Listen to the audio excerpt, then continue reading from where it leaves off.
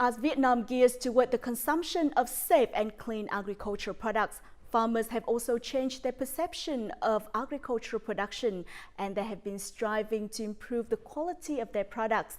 The value of agricultural production is improving, and the technology is developing rapidly with the help of the Industrial Revolution 4.0. These factors have made the agricultural sector a promised land for startups. In fact, there already are successful startups in the agriculture sector, but not many. So what are the paths for startups to develop in agriculture? This week's Bizline tries to find out. But first, let's take a look at Vietnam's agricultural potential in the following clip. Vietnam's agroforestry fishery exports reached $36.37 billion in 2017. In the first 6 months of 2018 alone, agroforestry fishery exports reached $19.4 billion, an increase of 12% over the same period of 2017. Rice, vegetables, cashew nuts, and seafood saw high export growth. China, the United States, and South Korea are the three largest export markets for Vietnam. In addition, many Vietnamese agro-fishery products have been accepted by demanding markets. Examples such as lychees, which have been accepted in Australia, Vietnamese mangoes that are exported to Japan, and rising shrimp exports to the EU market. This opens up many opportunities for agricultural development, as well as for Vietnamese agricultural startups in the future.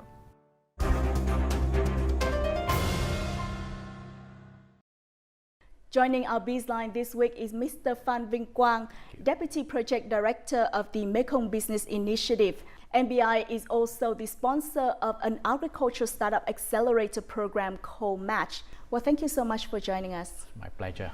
Now, MBI is an advocate for business and agricultural development in the Mekong region. What can you say about the agriculture sector of Vietnam? What are the comparative advantages for Vietnam compared to other Mekong countries? Yeah, MBI we support private sector development in the Mekong countries, Vietnam, Laos, Cambodia, and Myanmar. And when you look at the Mekong countries, agriculture is an important sector. It employs about 60% of the people, and it has a lot of potential. And Vietnam is the #1 exporter in several commodities: rice, coffees, cashew nut, and those are the sectors where Vietnam has comparative advantage. But when you look more deeply into those sectors, you see that most of Vietnam export are like raw materials or unprocessed products, and the value added is not high. This shows that with technology and investment, we can add a lot of value to our export. And I think the agriculture, as you said, is a promised land for startup. I think the room for improvement is huge. I think there's a lot of innovation in the ag space right now in Vietnam, and we're not far behind. I think we know all the technologies. The Vietnamese entrepreneurs and engineers learn very quickly, but the application of the technologies, I think, need improvement. What can you tell us about the successful business startup in the country in terms of agriculture? There's a couple of stories that people talk about, like Mimosa and a couple of others. But recently we conducted the Match program, and we found that there's a lot of very interesting technologies and ideas in Vietnam. And startup ranging from developing applications, blockchain technologies, AI technologies, and all sort of the revolution 4.0 technologies. But we also find startup in sort of very traditional sectors like biotechnologies, in microorganisms, and a lot of the other sectors. And they are solving the real problem of Vietnam. In Match program, we have one company called Cricket One. They invented a new ways of farming cricket, and from cricket they produce protein powder, and then they export protein powders to people that make protein bar. So it's not just the 4.1 technologies, but there's also other kind of technologies that are sort of popping up in Vietnam. I mean, when those sort of solutions, when they combine, they work better. So I hope that they will bring better results to the farmer and the economy. The Mekong Agricultural Technology Challenge, or Match, was launched by MBI in 2017. Match, an agricultural startups accelerator program, seeks to enhance the competitiveness, inclusiveness, and sustainability of the Mekong region's agricultural industry.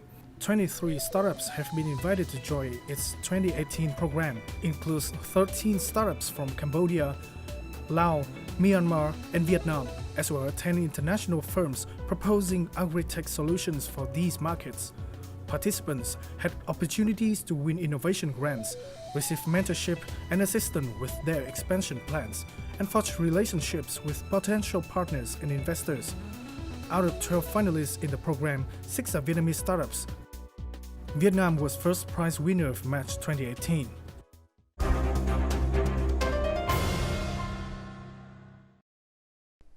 What are the results of Match program and how has it supported the Vietnamese startup community? I think Match is the first acceleration program on agricultural startup in Vietnam and Mekong countries. It's actually a regional program. Vietnam performed pretty well. I think people really appreciate the initiation and the innovation of our Vietnamese startup. And out of the 12 finalists, I think 6 of them from Vietnam.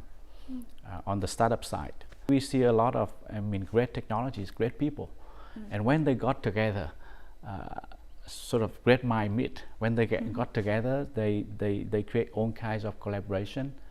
We have one guy from Laos, Boulevard Farm. He met the Australia blockchain solution provider, and they now applying the solution in Papua New Guinea, because he also developing a coffee farm there. So there's a lot of like informal relationship and connection that we bring people together, and we try to build a communities out of it. So community of agri-tech startup in Vietnam, and also community of agri-tech startup in the region, the Mekong region. We're not giving cash to winner, and we basically say this is the price, but you need to find service provider, and we will pay the service provider to help you to grow your business. For example, the cricket one, for example, the first prize winner from Vietnam, we help them to look at their factory plan and make sure that it meets international standard for their export. And we pay for their participation in international trade fair and market, and they found new customer there. Now, in your opinion, how should a business start up in agriculture? I think the most important thing is they need to solve a real life problem. I think their solution have to match the market, and I think there's no alternative to studying hard, working with the farmer, working with the company, and understand the market problem, and respond to those opportunities. So I think there's no secret there really. Okay. It's all startups start that way. As you say, Vietnam is a top exporter in many commodities, but we have yet to make a national brand name out of those exports. So how should startups do branding for their products to make them more well known to the world? Building a brand is a long-term vision, and it takes a lot of time and resources to do it. If you look at the famous brand in the world, in agriculture and in other sectors, that's all of them like 100 years old. But nowadays with the technologies, I think there's good ways of an easier way of building your brand. And I think for a startup, the best way is really to associate it with its owner. So people look at the startup, they really look at the owner. So I think there's a little bit of sort of a personal branding and the company branding, they mix together. And there's also tools on internet, the Facebook, social media, that can help startups to build their brand and company more cheaply. And I think they need to research their customer. And now also there's many ways of reaching customer and build their brand on sort of what the customer want. And I think the best way to build the brand is to bring the user experience. When they have the positive user experience, then the brand is built. Having a good brand is not like an overnight story. It takes a lot of time and resources. So what I'm saying is not easy, but when you don't have a lot of money and resources, you just have to be creative in building your brand. Planting and eating clean vegetables is the main objective of the aquaponics system, combining hydroponics and aquaculture, launched by this startup. After more than a year of launching, The startup is known by customers to have strict standards and high-quality products. Những vật liệu để dùng cho aquaponics này á, thì phải đủ cái tiêu chuẩn gọi là sạch và an toàn. Không, ví dụ như các thùng nước không chứa các cái kim loại nặng, tất cả là nhựa nguyên sinh và nhựa mới an toàn. Giống F1 không lai không nhập. Mình sẽ giảm thiểu được cái thời gian mà mình chăm sóc. Như là tất cả hệ thống là tự động hoàn toàn và mình không phải lo tưới cây, không phải lo coi như là xem là ngày nắng hay ngày mưa thế nào cả. The founder of aquaponics works in technology. His decision to turn to agriculture was accompanied by a team of experts from marketing to research and construction. Bây giờ mình làm ở cái gọi là cân bằng hơn, mấy dạng đầu tư tận dụng được cái kinh nghiệm từ mười mấy năm, chính là cái làm online, tức là làm digital marketing, làm marketing online cho cái hệ này. Còn về mặt mà chuyên môn thì thực ra thì mình có cái team giao, tức là họ nghiên cứu về lắp đặt, rồi về quy trình, rồi về cái kiến thức về nông nghiệp. Another solution in agriculture, Mimosatech is a young startup in the field of Internet of Things, providing accurate irrigation solutions for plants. Mimosatech solutions include a weather forecasting device, sensors located in a crop area, a monitoring device, a cloud platform to receive data from monitoring device, an application on users' mobile devices to manage irrigation. Mimosatech mình làm từ phần cứng cho đến những cái sản phẩm phần mềm, cho đến những cái ứng dụng trên điện thoại di động. Làm sao mình lượng hóa được tất cả các thông tin để người nông dân thay vì dựa vào kinh nghiệm sẽ dựa trên các thông tin và được chỉ dẫn bởi các thông tin để làm công việc làm nông nó diễn ra chính xác. Mimosatech is trying to minimize the cost of its technological devices so that customers only need spend between 15 to 20 million Vietnamese đồng per hectare. Không phải lúc nào công nghệ cao cũng là đắt tiền, mà có phù hợp với từng nhu cầu thì có những công nghệ vừa phải, thì càng có nhiều sự lựa chọn đa dạng thì các hộ nông dân họ có thể đưa được cái công nghệ mà phù hợp với túi tiền của mình, mà đúng với nhu cầu của mình để mà giúp cho cải thiện cái quy trình sản xuất nó ngày càng mang tính là bền vững hơn. In 2015, Mimosatech won first prize of the Venture Cup sponsored by IDG Venture. Mimosatech's vision is to bring a healthy harvest to Vietnamese farmers because no one can better understand and farm in Vietnam.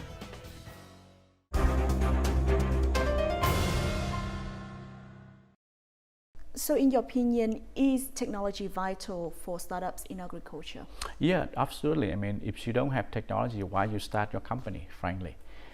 But I think technology here should be interpreted more broadly. I think technology don't have to be like, how can I say, sort of a super high tech. Don't have to be always blockchain or AIs or big data. Those what a lot of people talking about. I mean, technology can just be a new ways of doing things, a better way of doing things. So I mean, just give you an example. One of the sort of entrepreneur, he introduced the Americans. What is this? In Vietnamese, it's sung mỹ. I think it's American fruit in Vietnam. Very successful. He sell a lot, and now it's become fashionable. And yeah, it's a startup, and it's he introduced it and farm it in a new way and sell it. So it don't have to be like ICT related. It could be biotechnology. It could be microorganisms and a lot of other things. How can startups learn from successful examples such as Mimosatech and Aquaphonic and so on? I think the first lesson is really solving the market problem. I think that's really is a starting point. If you are not solving a problem, then your startup is not going to get traction. I think the second thing is commitment. I think you have to be very strongly committed to starting a company because it's not easy, frankly. And you have to be very serious and transparent, because if you want to work with people, because startup is not just working by itself, you have to work with partner, you have to work with investor, have to work with farmers and others. So you have to be serious and transparent. I think that's the key to building sort of lasting partnership. Now, Israel concentrates on high-tech agriculture startups, meaning that they mostly sell high-tech solutions. So what do you think Vietnam should head toward in terms of promoting more startups in agriculture? Israel sort of likes almost everything to do agriculture. So that's why they invented all kinds of interesting technologies. I think for Vietnam, I think we have, we often say that we have all kinds of favorable conditions for agriculture. But look at our agriculture. I think we can learn a lot from Israel. And I think I don't think there's sort of a prescribed sort of formula for success. I think let the market work. I think there could be sort of technologies from Israel that we can adopt as a user of the technologies, but there are also other ways of we can innovate with a lot of young talent and the need there from the farmers and the demand from the international market. Organic is very fashionable now.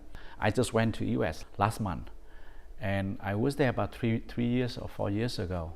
And I look at the supermarket sale. Now a lot more organics are on the sale of the supermarket. And that could be an area where we can make a difference.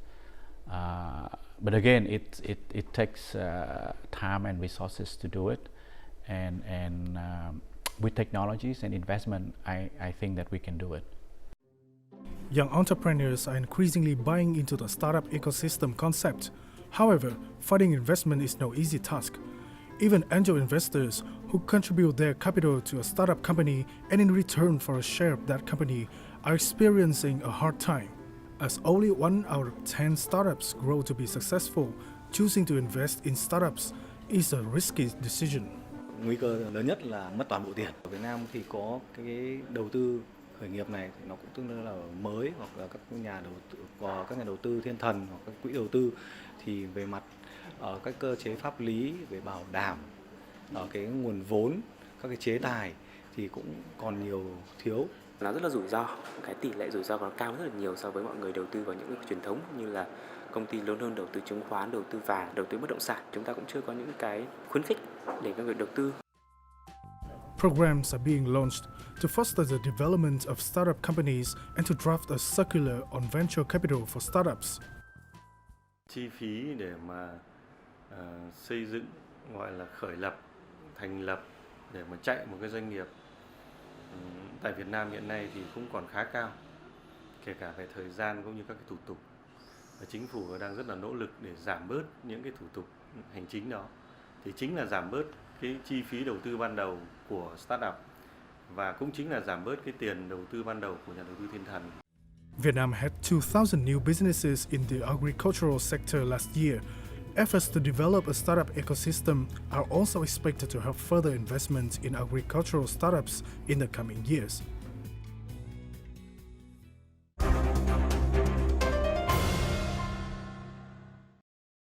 Attracting capital into agriculture is hard even for more established companies. So how do you feel about startups in this field in Vietnam in recent years? And if you were a CEO of an investment fund, would you invest in startups in Vietnam? Investors want good business to invest in.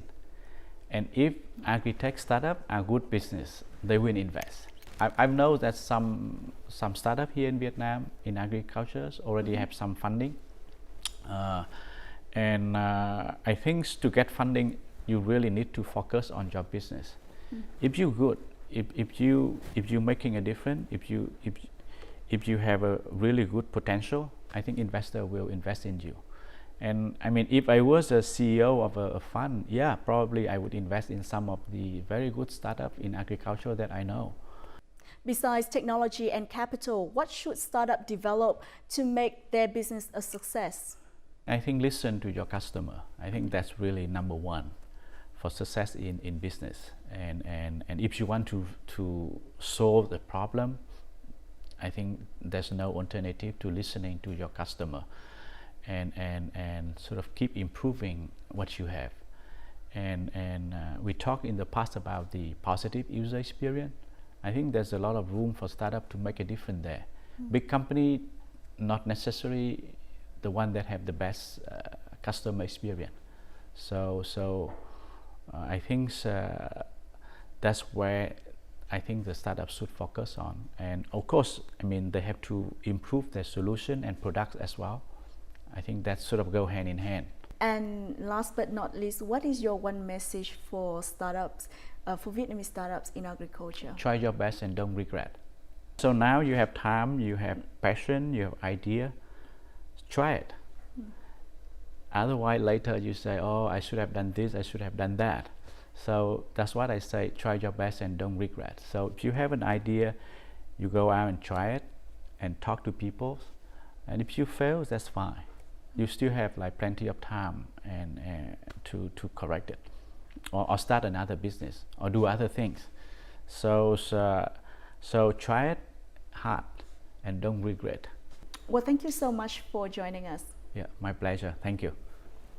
Startup experts say that market research is crucial for an agriculture startup project. They advise startups to think how they can provide what the market needs, to be patient in realizing their ideas, and to invest in technology and to create appropriate business model. That being said, the diversification and development of Vietnam's agriculture is considered to be ideal for startups to thrive and reshape the sector in the future. That's it for this edition of BizLine. For more news and updates, please log on to vtv4.vn, our YouTube channel at VTV4Go. Thanks very much for watching, and until next time.